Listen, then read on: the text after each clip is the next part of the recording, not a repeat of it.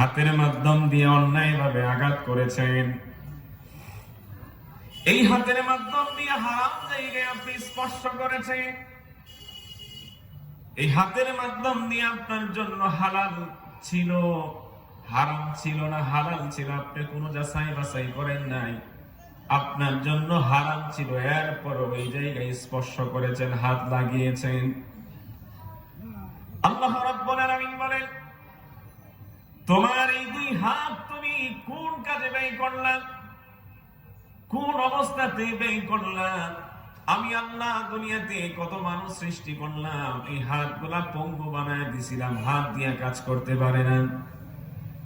পৃথিবীতে এমন মানুষ আছে দেখবেন, পা আছে সব আছে, কিন্তু দুইটা হাত একেবারে এখান থেকেই নাই। আছে না? অনেক মানুষ আছে।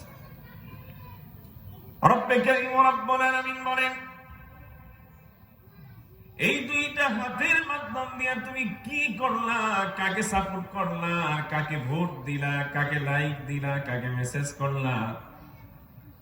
আল্লাহ জানায় দেন, তুমি কি ভালো মানুষের পক্ষে ছিলা না খারাপ মানুষের পক্ষে ছিলা? তুমি আঙ্গুল গোলার দ্বারা কাকে লাইক দিয়েছিলা? এটা কি বেড়া ছিল না বেড়ি ছিল? এটা কি ভালো মানুষ ছিল না খারাপ মানুষ ছিল?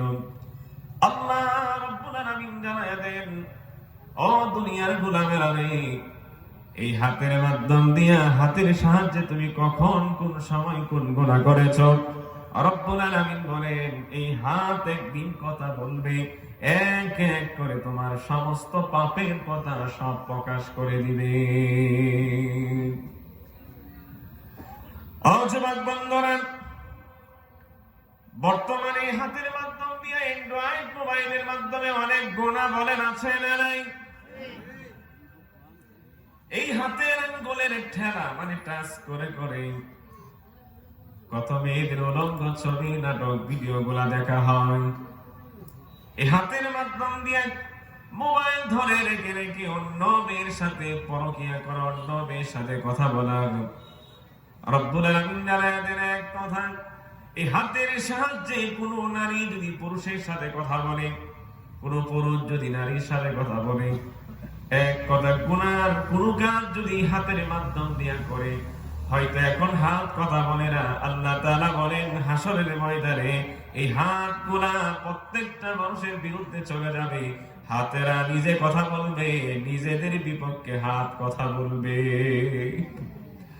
আমার হাত আমার বিরুদ্ধে চলে যাবে, আমার হাত আমার বিপক্ষে কথা বলবে, এই জমিন আমার বিপক্ষে কথা বলবে। আমরা বাঙালি মানুষ, বেশিরভাগ মানুষেরা শুধু বলি আমার আমার আমার বাড়ি আমার জমিন, আমার বাড়ি আমার ঘর, আমার মাটি আমার আমার করি করি না আমরা? বলে একবার এটা আমার মাটি আমার জমিন। আল্লাহ বলেন, তুমি যে আমার বললা, আমার আমার করলা, তুমি কি জানো না আমার আমার এই জমিনটা একদিন আমার বিরুদ্ধে কথা বলবে? তাহলে আমরা এক নাম্বার বুঝলাম, পাপের বিরুদ্ধে, গুনার বিরুদ্ধে এক নাম্বার সাক্ষী দ্বারা যাবে জমিন, দুই নাম্বার সাক্ষী দ্বারা যাবে আমাদের দুই হাত। আপনারা কি আছেন? আমার দিকে তাকান তো, বলেন তো দুই নাম্বার সাক্ষী কে দিবে? ওই যে দেখেন অনেক মুরব্বী বাবা একটু ঘুমাইতেছে, একটু সজাগ করে দেন, দেখেন কার পাশে কে ঘুমাই। এই আটটা কথা আজকে আমি মুখস্থ করি আর পড়ে যাব। আর জানি না কখন আল্লাহ হায়াতে রাখেন কিনা, আপনাদের এরিয়াতে আসা হয় কিনা আল্লাহ ভালো জানেন। তবে আজকের আলোচনা থেকে এটা শিক্ষা গ্রহণ করবেন, হুজুরে বলে গেছেন পাপের বিরুদ্ধে, গুনার বিরুদ্ধে আটটা সাক্ষী দিবেন। মৃত্যু পর্যন্ত আটটা কথা মনে রাখবেন। যদি মনে রাখতে পারেন, আশা করা যায় আগামীকাল থেকে আর গুনাহ করা যাবে না। এই জমিনে দাঁড়ায় যখন গুনাহ করতে যাবেন, মনে পড়ে যাবে হুজুরেরা বলে গেলাম, এই জমিন একদিন কথা বলবে, সাক্ষী দিবে। এই হাত দিয়া যখন চুরি করতে যাবে, এই হাত দিয়া যখন অন্যের মাল আত্মসাৎ করতে যাবে, এই হাত দিয়া যখন পাপ কাজে যখন লিপ্ত হবে, এই কাজ দিয়া যখন সুদের সাথে লেনদেন করবে, এই হাত দিয়া যখন ঘুষ দিবে, এই হাত দিয়া যখন অন্যকে ঠকাবে, যখনই কথা মনে পড়ে যাবে, হুজুর তো বলে গেল, কোরআনের দলিল দিয়ে গিয়েছেন, এই হাত একদিন কথা বলবে, এক এক করে যেই হাতের দ্বারা গুনাহ করলাম, এই হাত একদিন সব প্রকাশ করে দিবে। এটা কি বিশ্বাস হচ্ছে আপনাদের এখানে যারা আছেন? আচ্ছা বলুন তো, এটা কি সম্পূর্ণ বিশ্বাস হচ্ছে যে হাত একদিন কথা বলবে? কেমনে বিশ্বাস করলেন? সবাই বলুন তো, কিসের জন্য বিশ্বাস করলেন? কোরআনের জন্য। কিসের জন্য? কোরআনের জন্য। আল্লাহ কোরআনে দলিল দিয়ে দিয়েছেন। আচ্ছা বলুন তো, মহান রব যে কোরআন কারীম নাযিল করেছেন, ওই কোরআনে বিন্দু পরিমাণ কোন সন্দেহ আছে? একটু একটা আওয়াজ দেন তো, বলেন তো, একটু ভুল আছে?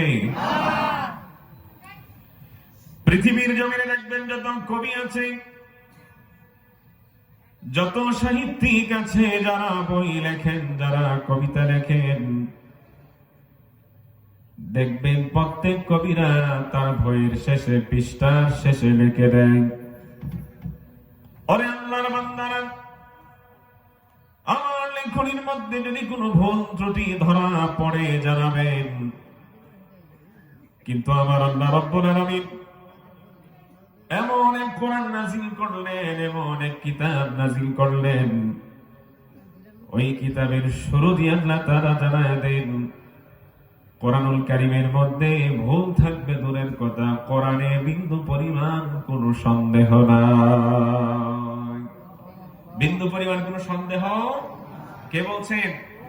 আল্লাহ বলেন, আলিফ লাম মিম,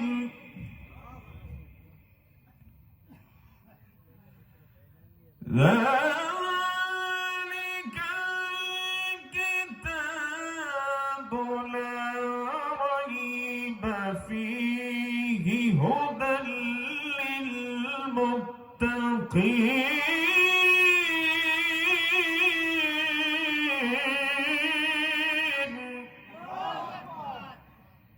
মহান রব্বে কারীম রব্বুল আলামিন বলেন, যালিকাল কিতাবু লা রাইবা ফীহি হুদাল লিল মুত্তাকিন।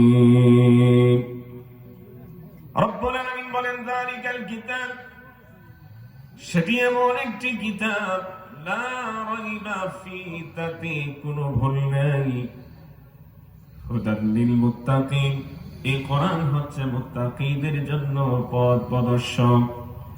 বলুন তো, এই কোরআন আপনাদের এই মাদ্রাসায় আছে না নাই? সবাই বলুন, আছে না নাই? এই কোরআনুল কারীম যদি কেউ পড়ে, কোরআনুল কারীমের কোন একটা হরফ যদি কেউ পড়ে, আল্লাহ তাআলা সাথে সাথে তাদের আমলনামায় 10টি সওয়াব লিপিবদ্ধ করে দেন। যেমন এখানে আমি পড়লাম আলিফ লাম মিম, আলিফ লাম মিম, এখানে 3টি হরফ, আলিফ একটা হরফ, লাম একটা হরফ, মিম আরেকটা হরফ, 3টা হরফ মিলে একটা আয়াত, হরফে মুকাদ্দাম। আলিফ লাম মিম, এই আয়াত যদি কেউ তেলাওয়াত করে, রব্বে কারীম সাথে সাথে তাদের আমলনামায় 30টা সওয়াব দিয়ে দেন। সুবহানাল্লাহ। আমার বাবা, আমার বন্ধু, এই কোরআনুল কারীম আপনাদের মাদ্রাসায় আছে, কচি কচি বাচ্চারা পড়ে।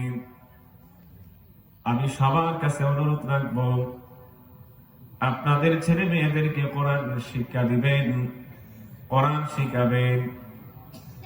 বাচ্চাদেরকে আউল ফাউল আর বাউল এদের গান শোনাবেন না, শিখাবেন না। জানি না গ্রামের অবস্থা কি, শহরে অনেক মানুষ আছে, তার ছোট্ট ছোট্ট বাচ্চাদেরকে গান শিখায়। কি শিখায়? হ্যাঁ, গান শিখতে শিখতে আবুল নামক ফাউল বাউল এমন হয়েছে, আল্লাহকেও গালি দেওয়া শুরু করেছে। নাউজুবিল্লাহ। কোরআনের বিধান হলো, আল্লাহ আল্লাহকে নিয়ে যদি কেউ কটূক্তি করে, নবীকে নিয়ে যদি কেউ কটূক্তি করে, আল্লাহর বিরুদ্ধে যদি আচরণ করে, তাহলে ওই মানুষগুলার গর্দান উড়িয়ে দেওয়া, দুনিয়ার থেকে ওই নাস্তিক আর মুরতাদদেরকে সরিয়ে দেওয়া, এটা কোরআনের আইন। ওই যে আবুল সরকার নাকি ফাউল আর বাউল, আল্লাহর বিরুদ্ধে কত বড় কথা বলছে, সে আবার নিজেকে মুসলমান দাবি করে।